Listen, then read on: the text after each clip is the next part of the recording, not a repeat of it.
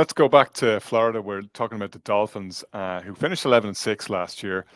You know, had as we were saying, the inside track on the division for large parts of the season, and only to get pipped by the Bills right at the death. But if you look at the high water mark of last season, it seemed to be such a Dolphins season when they go to 3-0, beating the Broncos 70-20. You see all of the best of Mike McDaniel's offense. You see the explosive fast wideouts in Hill and Waddle. You see the incredible, beautifully designed running game, and that's his passion play. You see Devon Achane breaking out. You see Raheem Mostert, Jeff Wilson. It's just bewildering. How could anybody stop it? But stop it they did. And, large parts of it seemed to be that the Dolphins just either ran out of ideas or ran out of commitment at times. I thought strikingly, particularly in the Germany game against the Chiefs, when they had the Chiefs on the rack, couldn't get the job done. Yeah, and that's going to be the weight around the Dolphins' neck until they win a playoff game. It's 2000. 2000 is the last time they won a playoff game, so we're now going to be 24 years and counting. And the other thing is the Dolphins have that soft underbelly kind of reputation still. Anywhere they've gone, and they might have had a great regular season like the last couple of years, especially last season, and then they go to Kansas City, and that's the end of that. So there's a couple other things at play too. You got the Tua and Tyreek situation too. I mean, Tua had a great season. He's got phenomenal weapons, like you said, with Tyreek and Jalen Waddle, and Shane will be coming back from his injury. But the question is, are you going to be able to similar that we talked to about the Bills with the windows closing? Tua and Tyreek are due for big payday. Are the Dolphins going to be the ones to give them that payday? And if not, then what does that mean for the Dolphins? What is that going to mean for McDaniels? The thing with McDaniels is, he came in as that goofy. He had that kind of goofy shtick last year that endeared himself to a lot of people. But the NFL is a results-driven organization or a league, and if you're not getting those wins and you start the slide, all that shtick and that stuff turns old real quick. So I'd be keeping an eye on that. But it's just the same issue with the Dolphins. It's where's the strength? Who's got the characteristic in defense to say, we're not going to get rolled over again in the playoffs, and we're not going to go to a cold weather city and just, basically mail it in, for lack of a better word. I mean, picking up Christian Wilkins was a big pickup for him. That's going to help him, the defense. Obviously there's no questions right now about the offense, because it is what it is from last year. So, there's no real questions there. But is that defense and is that kind of other side of the ball going to have the chops and have the determination to say, look, we're sick of losing these playoff games, and we're sick of not having made any progress in the last quarter century. We've got to get rid of this reputation as being, a kind of a pushover when it gets to January. So that's the thing that's going to, really be the telling tale of this season with the Dolphins. And I would keep an eye too on McDaniels, because, similar to Brady coming in, he's got Darrell Bevell in there too, who's kind of lurking in the background if things happen to go south.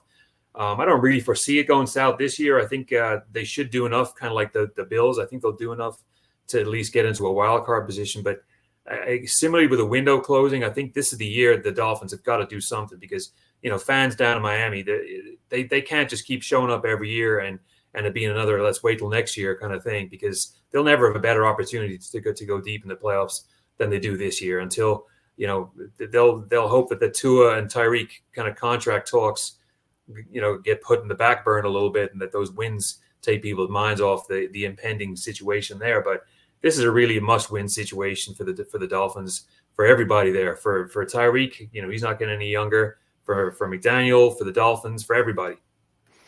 Heading into training camp, Noel, Tua's guys certainly stumping for him. We heard, Tyreek Hill has been loudly proclaiming that he is the guy and they need to pay him. Teron Armstead was out a little bit earlier today at time of recording saying, they need to get this done, and Tua's the guy that can take us to the promised land. But it's not that long ago that the Dolphins did not by any means seem to think that Tua was the guy, and they were looking around at other options and kind of had unsettled their young quarterback at that stage, who was in his rookie and second season, constantly looking over his shoulder as to whether they wanted him there or not.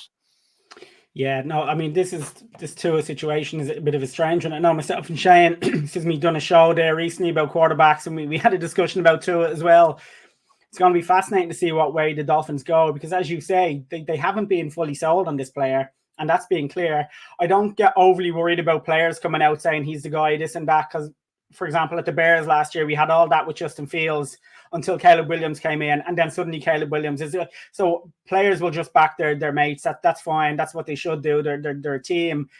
But yeah, I mean, because the quarterback situation now, it's gone so high. We're talking 50 million plus now for these quarterbacks who are renegotiating and renewing contracts now. And there's obviously something about Tua that just hasn't fully clicked for people that he is the guy. But then on the other hand, everyone needs a quarterback. And he's a young 26-year-old quarterback who last year had 4,600 yards and 29 touchdowns.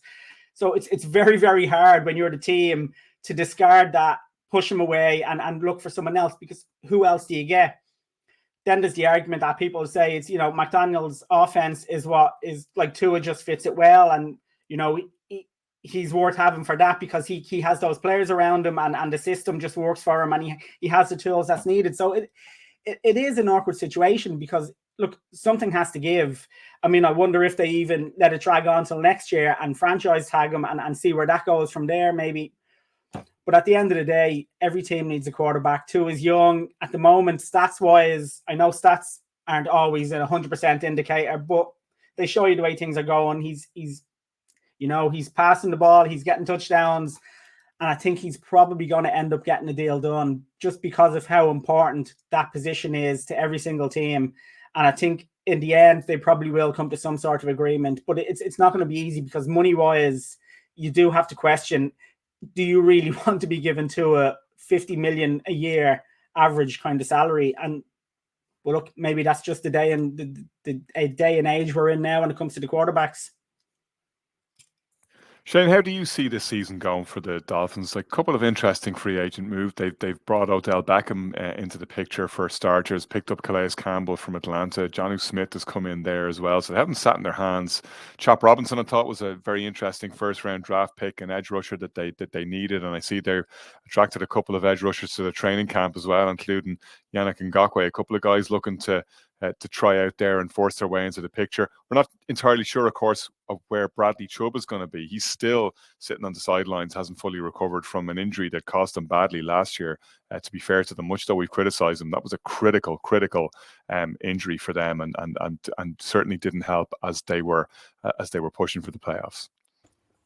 Yeah, they have the personnel to do it, and I genuinely think that this is the Dolphins' division to lose. Considering that the Bills are taking a step back, the Jets I'm sure we'll talk about later. I think the Dolphins are in pole position here, especially when you look at just the personnel they have and the fact that there is the right balance between familiarity and new faces coming in. I know they had to let a few people go because of free agency situation, but you still have Tua, Raheem Mostert, Tyreek Hill, Jalen Waddle. Jonnu Smith is after coming in on the offense and the defensive side of the ball. They've, for the first time, they actually in a while, they have a round one pick to work with in Chop Robinson, who is the edge rusher that came from Penn State, and a few of the guys that you mentioned there. I think they have a really good setup, and I probably have to disagree a little bit with Kieran, as I quite like Mike McDaniel. I think he's in a good position, and he's setting up a good culture in Miami that lets players build into the season. The only thing is the big criticism from Miami last year was beating teams in tough games, and that's going to be different. So we really need to see progress being made on that front this year. That starts with beating the Bills. That starts with beating any team which has a winning record. I think what's interesting about their schedule is the fact that in the early part of the year they have a lot of tough games while it's in the warm weather. I think at home to the Jags and home to the Bills are the first couple of games. And they don't really have any snow games until I think it's their last two games of the year, away to the Browns and away to the Jets. So the schedule is lining up for them in a way that there's no real excuses that we always throw on Miami that, they can't play in the snow. Fairness, they did play in the coldest game in NFL history when they went up against the Chiefs in Arrowhead Stadium last year. I can give them a semi-pass on that, the fact that the offense just couldn't get going. So, look, they have all the places there. But the only question mark is Tua Tagovailoa. Personally, I wouldn't give him a contract now. I don't see enough from him to give him $50 million a year, which is probably what he's looking for. And fair enough, there are guys on the team being like, oh, hey, go, he's our guy, give him the money. What are they going to say? That he's shite? You know what I mean? Like, they're not going to come out and start saying that he's not the man. And fair enough, they probably Okay, wouldn't. Hotshot, but if you're running the team, who are you bringing in right now? Who are you picking up to replace Tua? I wouldn't pay him. Like, is he? I can't remember. Like, he's still under contract for this year. So no, let him play out. They can tag him, as Noel was saying, if they Yeah, want. so tag him and let him play out this year, and then give him the money. If he puts in a season in 2024 like he did in 2023, I think fair enough, he's earned it. Because at least then you have the solidity, you have what every team wants in the franchise quarterback, and somebody they can build in to the future. You know, the whole Dak Prescott question has been talked about amongst Miami media almost every time that this topic comes up. Everybody wants that Daniel Jones money, though. Yeah, I don't know. I personally don't think that one full season is enough to pay Tua the kind of money which quarterbacks are expected to get now. If we look at the amount of money that Jared Goff and Trevor Lawrence and other guys are getting, and I'm not saying that as a way to knock down Tua. I think he's a very good player. Just simple, I guess, economics. He hasn't earned it yet. He's good enough. He has the talent. He has the potential. I just don't think he's earned it yet. So, but let this season be the one where they win the division. They have a home game in the first round of the playoffs, and they get that win.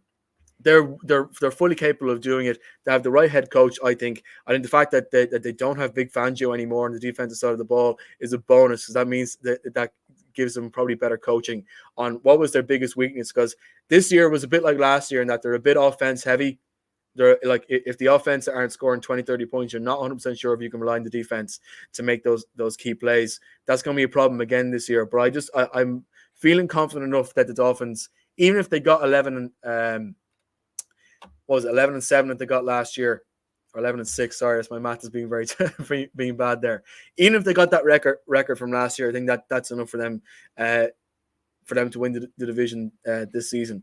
They just need to go and do it, and they just need to keep Tua fit and keep him hungry to earn his contract and to earn the love and acclaim which he feels he deserves. And after one season, maybe he deserves it, but I'm just not fully convinced that he's earned it yet. I hope that he does, though, because I do like what this Miami team bring to the NFL. I do think they have the potential to do some big things. And I personally am a fan of Mike McDaniel and his style of coaching, but they need to pull out a couple of big wins, tough wins against tough teams in tough situations, which is the one thing they didn't do last year. Everyone they expected to beat, they bet.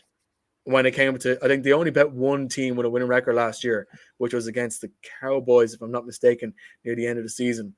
And that was it. You know, they need to do better against those tier one teams.